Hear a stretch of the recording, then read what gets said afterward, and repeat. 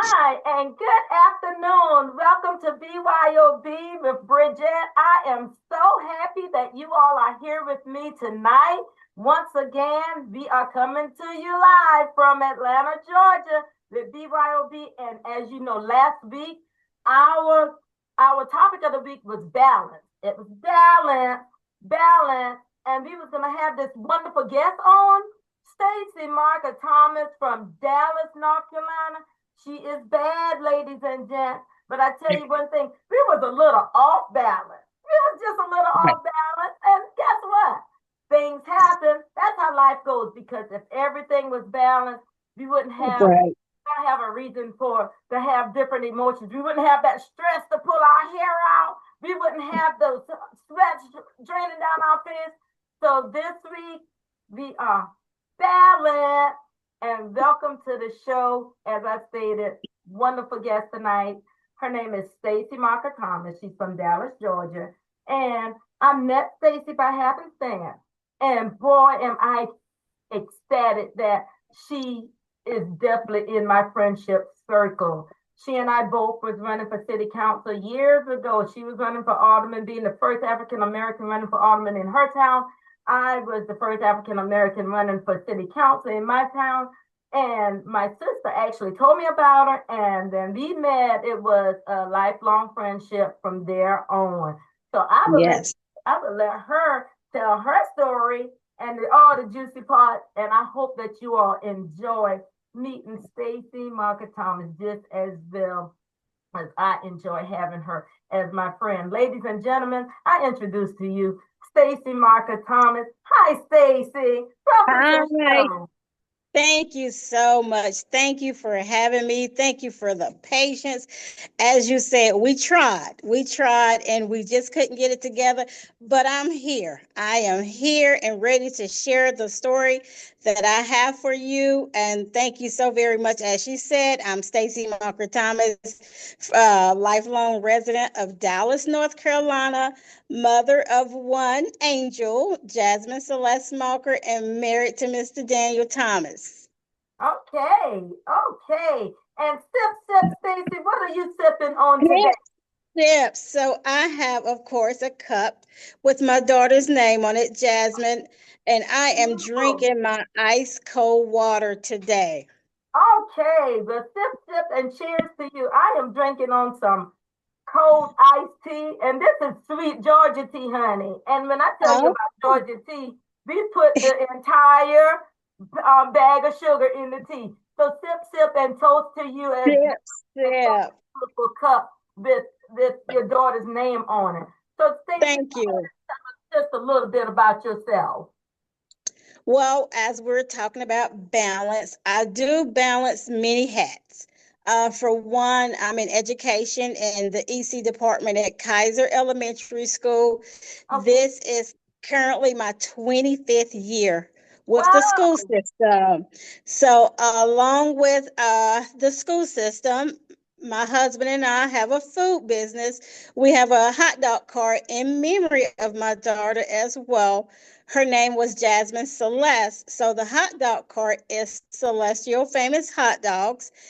So like I said, it's a balancing act. I work full time. We do our business on weekends, and I am also something that I've done since Jasmine gained her wings in 2017 is doing my missionary work and working with people dealing with grief.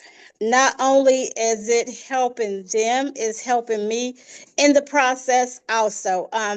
It might vary. Somebody might call and I go talk with them just for 5 minutes. They just need to talk 5 to 10 minutes to vent. So that aspect of it does vary. It does vary. So I do try to balance, different things that I have going on in life. Right, And it's right, it's right. working well for me. So as Yeah. stated, you have a lot to balance.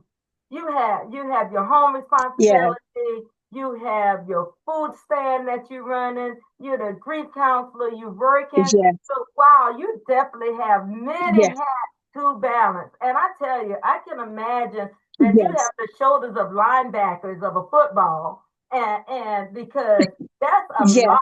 carry on your shoulder. So building, but I ask you this, building and leading your foundation must involve a lot of the community work. How do you prioritize Yes. that alongside your grief counseling sessions and still carve out quality time for your personal life? What? What I do, and you're right. The foundation is Let Me Be Great Foundation. Of course, once again, it's in memory of Jasmine, and we prioritize it by the needs of the community. They'll call me. I have a food bank, and the senior citizens in the community might need food. So when I go out to deliver food, I'm also helping their social and emotional needs and that companionship needs. So sometimes I'm actually doing two things at one time. I'm helping their physical need as well as their spiritual and their social need at one time. And I just prioritize it based on the urgency and what I feel is important and what needs to get done at that particular moment. Um, and I'm driven by Jasmine. You know, Jasmine was a go-getter. She was, highly determined. She kept the faith and she did a lot of things. So a lot of what I do now is things that she and I had started while she was here. So I'm driven by continuing her legacy. That's what motivates me and keeps me going, knowing that, we started the ministry with the senior citizens. We start going working with the people in the nursing home facilities. So a lot of what I do is just continue the work that she and I had started. And And that that's just my that and that pretty much bases like your personal life because that's what right. drives you. I am well aware of the relationship that you had with your daughter and the closeness that you had with your daughter. So just Yeah. by doing things in honor of her memory, Yeah. it drives your personal life and fulfills your personal life as well because everything that you do in the memory of her. And Yes. and so I totally understand that, and that is just so awesome because you Yeah. fulfilling just your mind, your body, and your spirit in doing Right. that. Right. So that's a Yes. great balance right there. Looking back on your Yes. historical election in Dallas, North Carolina, woo, I remember those days. Yes. I Yes. remember Yes. those days. We were in two different states, but I remember those Right. days hitting the pavement. And you actually won your election. Yes. You actually won your election. So I looking back did. on your historic election in Dallas, did you navigate Hmm. pressure of representation as the first African American in that role, maintaining harmony in your professional career Yes. and Yes. dealing with the community? And because that's a balance right there. That's a hard balance in your professional career because you have to take on the constituents in the community and then Right. go to Right. work the next day. And Exactly. some people So, may not like the decision that you made while sitting up there right. on that Right. ottoman board. So tell Exactly. me, So, going in, I knew it was going to be very challenging. So I was prepared for the task. I was prepared for it. Whatever I tell people, if you want to be an elected official, you have to have tough skin. You can't get offended by what they say, and you're not going to please everybody. that's right. With me, when I made decisions, I prayed about it and I voted my conscience. I voted what I felt was the best thing to do. And being the first to do anything, you have to set what you want that to look like because you don't have anyone else to follow. There was no one that went before me that looked like me. So I can say, okay, I know what she did in this position. I was the first. I was the first African American female elected in history for the town of Dallas, the youngest and female. So I was like a triple threat. So I'm in here with a bunch of older men.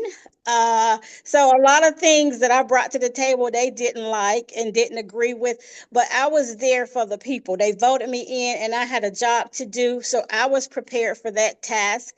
And I did make history for the town of Dallas and won 2 consecutive terms back to back. in the first term in 2014, which, I felt like in 2014, I shouldn't be the first. I should be like the fifth or sixth to be elected. So you're telling me in 2014, we're just not getting a seat at the table. Okay. No, we need to do better.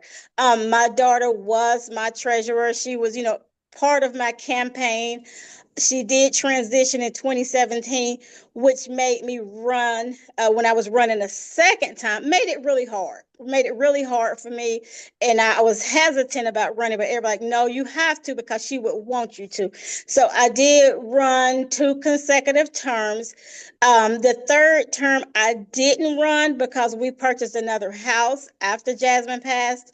And we are not in the town limits. We are still in Dallas, but outside of the limits, and you have to live within the limits. And a lot of people as you don't stated, understand that. A lot of people don't they understand. don't understand First that. of all, Yeah, I knew yeah, that you were running as the first African American.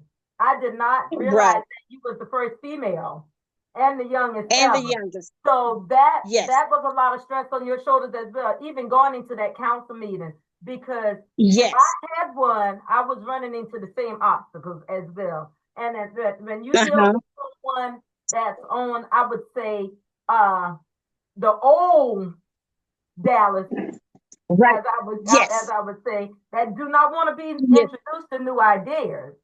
No, they don't. Challenging, that make it challenging, It as was. well. And a lot of people don't realize that as soon as you move into that unincorporated part of the city, and I really think that they should change that, because you're still part of the community, and your resident may be just a street over, and you out of the city, and all of a sudden they say you can't be a part of it anymore. Because I ran into that challenge as well. I purchased the house, and I moved out of the city limits in what they call unincorporated. And I could not run the second term. So that's why I did not, try to run, because I was out of the city limits. That's how it works. They don't know what they missed, what they missed out on, with that. So so my next question is how that your personal loss of your daughter. So we're going to talk about your daughter. We're going to talk about your daughter, because she was such a sweet young lady. I mean, such a gentle heart, just like her mom. Thank you. Beautiful as all get out. And I can tell you this much, Ms. Thomas. If Jasmine was around, you wouldn't have this problem with this telephone, because Jasmine know how to work. Exactly. And that's what I tell the kids here. Jasmine know how to work. Jasmine know how to work. I'm you know how to work social media. Yes, I'm not technical. Yes, and I'm not savvy, because setting up my web page, doing all the stuff. She did all the things. So now I'm trying to figure everything out myself. She did everything for me. She definitely did. That's right. Yeah. So I asked, how has the personal loss of Jasmine influenced your approach to balancing your personal role as a teacher, but more importantly, as a grief counselor, to be there for others that had loss when you suffered loss yourself? Yeah, everything I do is motivated and driven by her. And definitely it changed, of course, who I am, what I am, how I think, how I treat others, because you never know what the other person is going through. So I do try to be more attentive and more available for other people.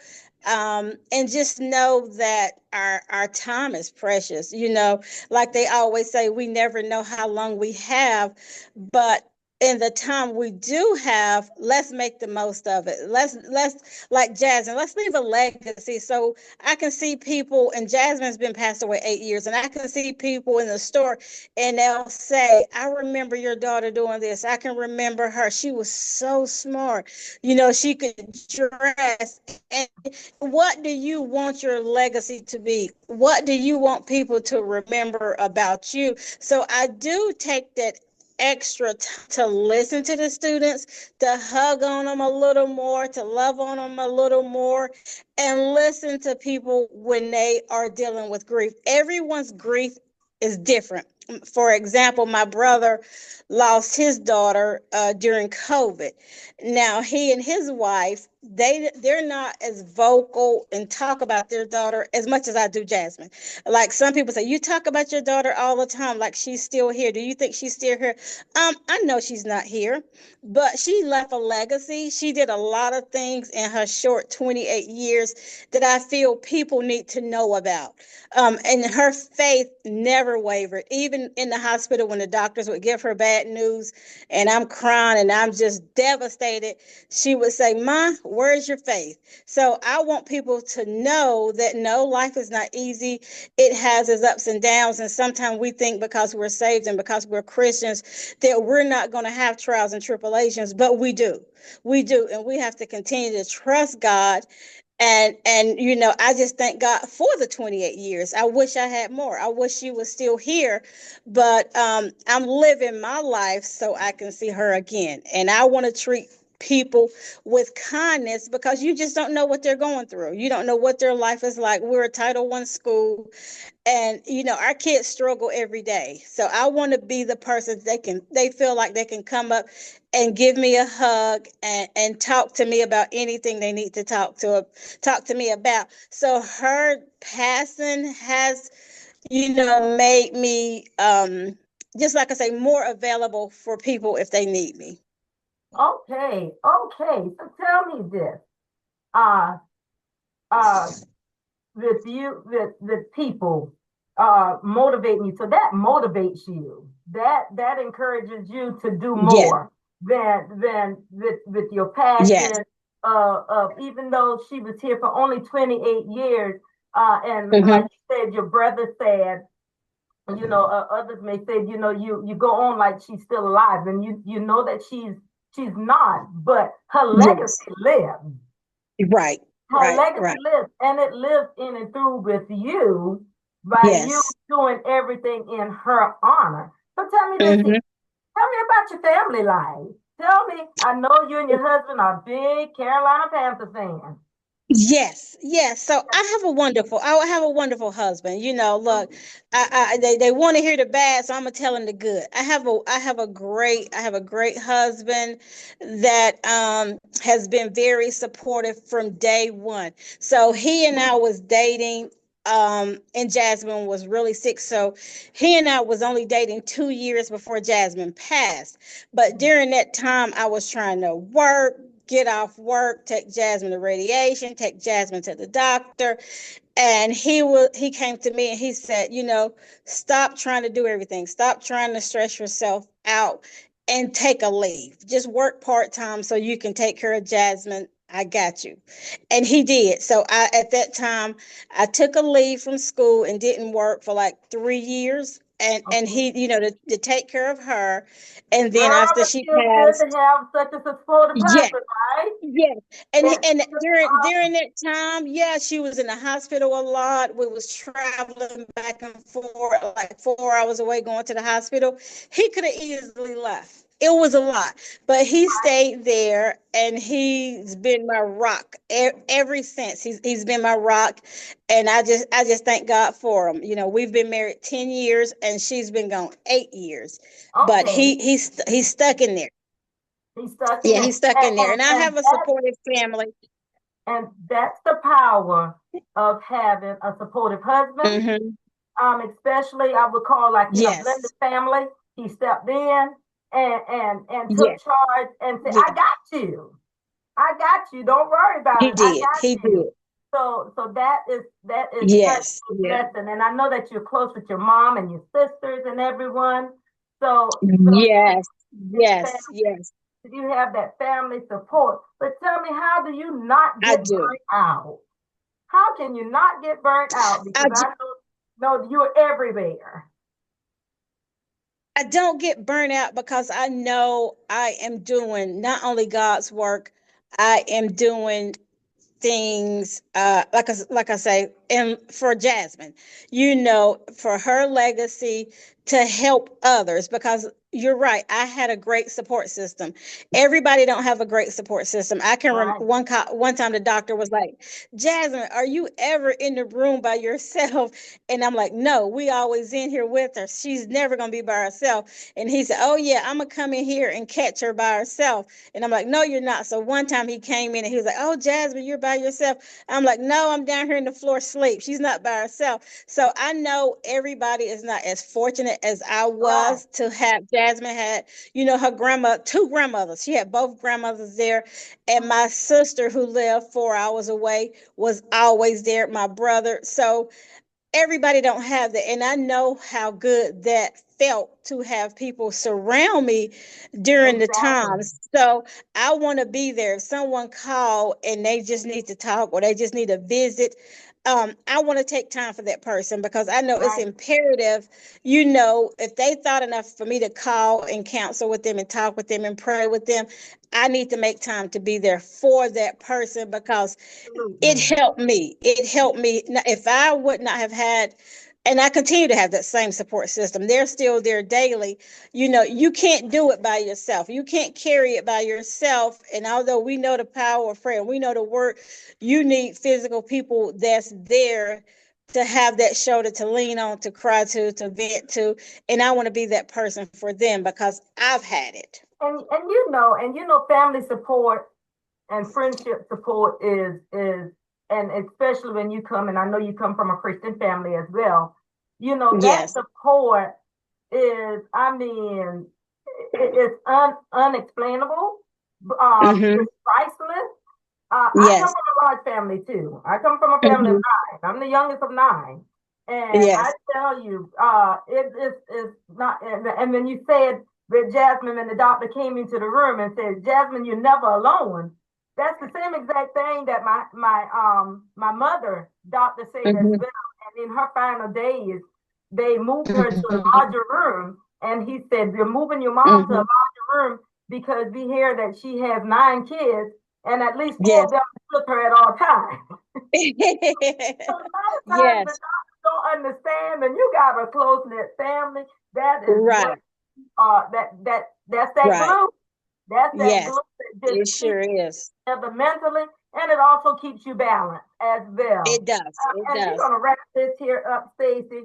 And the last thing I have to ask you is such a multi-layered life, wife, Yes. educator, Yes. the CEO of your own little organization in memory of Jasmine, being a grief counselor, and a former Yeah. public servant.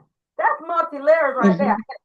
Hmm. One, two, three, Yeah. unstoppable with all these hats. Yeah. And I can imagine your hats, and I'm thinking, because my imagination runs wild sometimes, so I'm thinking that you wearing all these hats, and I'm looking at polka dot hats, striped hats. I'm looking at Yeah. all the hats that Stacey is wearing on her face. Tell me one piece of advice would you give to others on achieving balance? How can they, what piece of advice on how they can balance their own lives? I would say you have to prioritize life. You have to prioritize life and do, like they say, self care, self love. Do exactly what you want to do. Do what makes you happy. Do what you feel you need to do. And we have our needs. We have our needs, and this is what we have to do, and we have our wants. So you have to prioritize everything and say, is that what I need to be doing? Or do I just want to do that? So, Jasmine, she's so smart. She was like, Mom, we have one life to live. Just let me live it. So we have one life to live. And That's right. One I life. encourage everybody to live your life. Do exactly what it is you want to do in life. And I do have a busy agenda, but me and my husband fish a lot. So that's our serenity. That's our time Okay. together. Okay. That's a That's, great we go hobby. Yeah, we go sit on the water. We'll take the boat out. That's our alone time. Although we're busy and we do a lot of things during the week, we make that time for ourselves, to just relax and release. And like I said, that's our alone time. And everybody said, "Oh, y'all are fishing," but we're doing more than fishing. We're talking about our week. We're enjoying each other's company, and it just, makes us feel at peace. So I just encourage anybody to balance it out and just prioritize what you feel is important, but make time for yourself.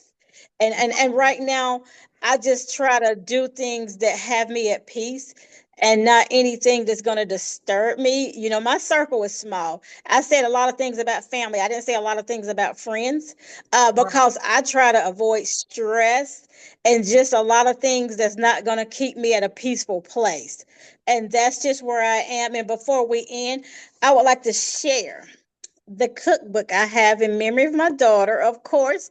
Mhm. This book is available online. You can get this Jasmine's Favorite Dishes and Desserts All at right. Amazon.com. And it has, Nice her book. story in the thank you. Her That's story is in the front of the book.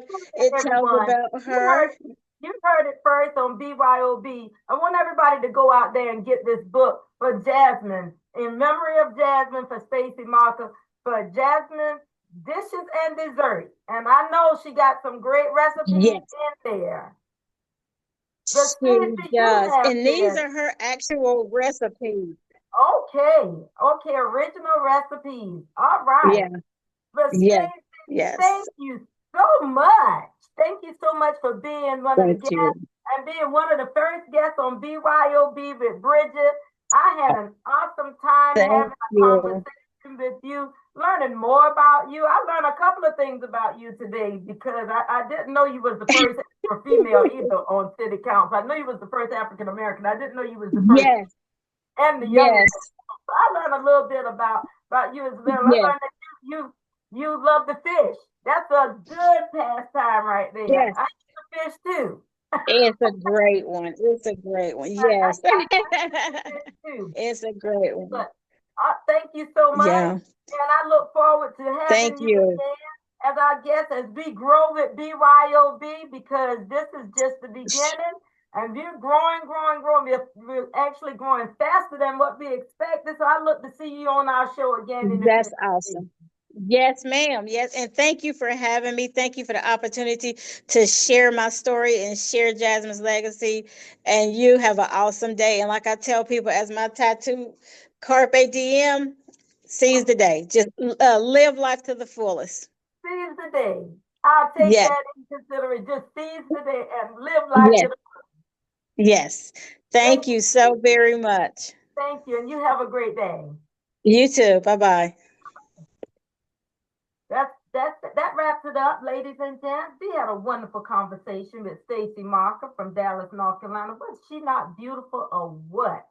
So I thank you all for coming out with us tonight once again and listening to BYOB. And remember, as Stacey says, seize the day. Seize the day, enjoy yourself, live life, because that is what life is all about. We only have one life to live. And in doing so, I would love for you to love yourself in spite of your flaws. That is wraps it up for BYOB on Balance. Balance. That was a great show on Balance. And I see you guys next week.